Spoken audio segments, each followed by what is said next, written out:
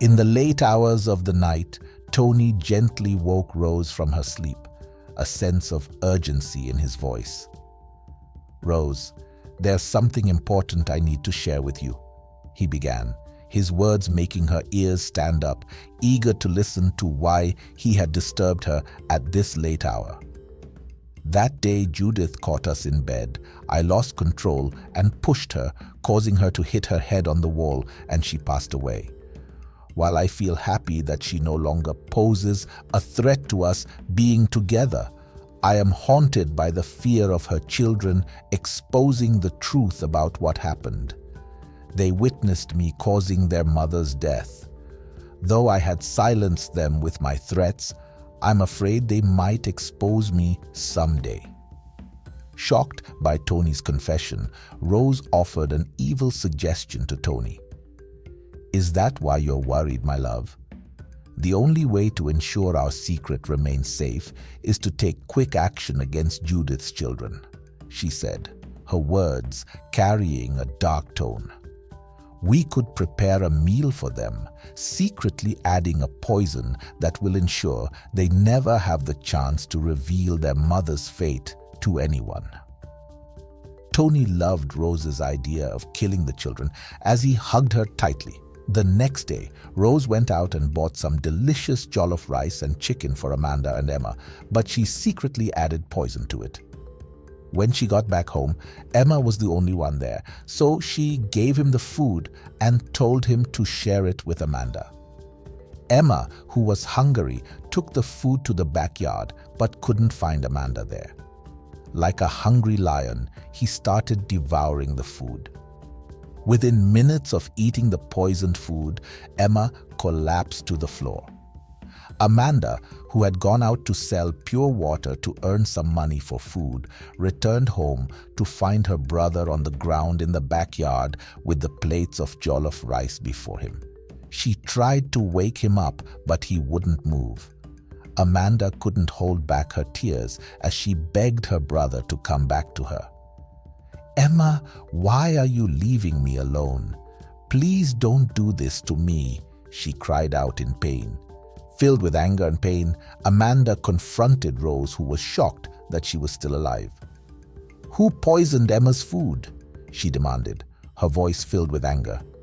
Rose could not take it any longer as she shouted at Amanda, "You have some nerve talking to me like that. Who do you think you are?" she said, slapping Amanda, who began crying and calling out to her late mother in sorrow. As soon as Tony returned, Rose urgently summoned him inside and delivered the news that Emma had passed away. She also told Tony that Amanda had survived the poisoning and had accused her of killing Emma. They both decided to kill Amanda inside to prevent their evil crime from being exposed. As they went out to carry out their plan, both Amanda and Emma's bodies were nowhere to be found. Their disappearance left them feeling confused and consumed by fear. It happened that the doctor, who had wanted to talk to Amanda alone at the hospital before Tony intervened, had been suspicious ever since that day. He noticed that the young girl was in danger due to her behavior in the hospital and Tony's refusal to allow him to speak to her. With the help of a few people, the doctor managed to locate Amanda's house. As he approached through the backyard, he stumbled upon Emma, who had collapsed after eating the jollof rice. Just as he was heading to the front door to find Amanda, he spotted a tearful Amanda, who recognized him and instantly hugged him. She narrated how Rose, their supposed stepmother, had poisoned the food her brother had eaten. Acting quickly, the doctor picked up Emma and placed him in his car, urging Amanda to join them as they sped off to the hospital. Miraculously, Emma survived the poisoning at the hospital. That marked their escape from their father's wickedness. The doctor took them back to his home, provided them with food, and conducted a quick checkup on pregnant Amanda. After they had finished their meal, the doctor gently asked the children if they were experiencing any difficulties in the hands of the father. Emma and Amanda kept quiet due to the father's threats, but with the doctor's reassurance that they were safe with him, Amanda found the courage to speak out. "My father killed my mother, forcefully raped me, and now I'm pregnant with his child," Amanda said, causing the doctor to scream in shock. Amanda bravely narrated the painful experiences their late mother endured at the hands of their father. The doctor's heart filled with anger at the injustice and cruelty the children had endured from the man who was supposed to protect them. He embraced the two siblings who were crying after sharing their heartbreaking past. As the night went on, the doctor couldn't shake off his restlessness, consumed by thoughts of how to bring justice for those two young children who suffered at the hands of their abusive father.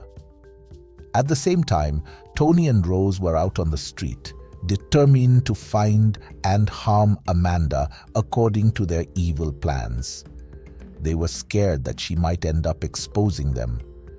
Feeling tired from their search for Amanda and Emma, whom they thought were dead, Tony and Rose became worried and afraid about the possibility of Amanda exposing them.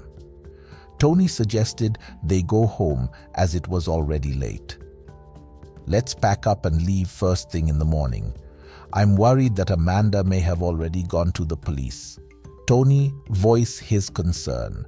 Rose, trying to reassure both of them, responded, "What proof does she have to get us arrested? Let's not dwell on these negative thoughts. We should just go home." With that agreement, they headed back to the house, planning to escape the next day. In the early hours of the morning at around 5 a.m., Tony and Rose were awoken by a loud knock on the door. Both filled with fear, they wondered who could be at the door at such an early hour.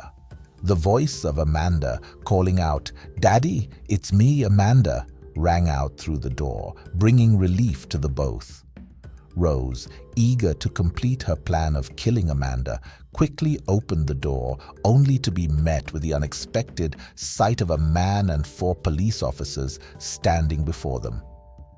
A sense of fear washed over Rose as she realized they were in trouble. "Why are you wasting time opening the door, babe? If it's Amanda, bring her in so we can kill her as planned." Tony's evil words from inside shocked both the officers and the doctor who accompanied them. In a fit of anger and disbelief, the officers quickly entered the house, arrested Tony, and led both him and Rose to the police station. When Judith's family learned about Tony's arrest and the sufferings he put Amanda and Emma through, they were deeply ashamed for believing Tony's lies and encouraging Judith to stay in an abusive marriage. A few weeks later, Tony and Rose appeared in court, where the judge unleashed an angry insult on Tony for his wicked actions. "You shameless man, pretending to be a father while raping and impregnating her, causing the death of your wife, and conspiring with your mistress to harm innocent children. It sickens me that individuals like you are still free in this world," the judge declared, sentencing Tony and Rose to death by hanging. Tony and Rose wept and begged for forgiveness, but it was too late. The judge's final verdict marked the end, as justice was indeed served. Amanda and Emma breathed a sigh of relief when the shameless monster they once called their father finally faced the consequences of his wicked actions. Their abuser had received his just punishment, and it brought joy to the siblings. However, tragedy struck once again only days later when Amanda suffered a miscarriage after slipping and falling while taking her bath. Despite being sad, Amanda found comfort knowing that she would not have to give birth to her own father's child. The mere thought of bringing his child into this world was a painful reminder of the night he had taken her virginity. Under the compassionate care of the doctor who had taken them in, both Emma and Amanda found happiness and healing. The doctor became their guardian, ensuring their well-being and providing a safe house for them to rebuild their lives. Presently, Amanda is a doctor and found happiness in a loving marriage, while Emma thrived as a successful businessman based in the UK. Their story stands as a powerful lesson that abusive relationships are like dangerous weapons that can destroy lives. It serves as a warning for women to leave such abusive relationships to prevent facing the same painful fate as Judith. If you like this video, please share, like, and subscribe to our channel.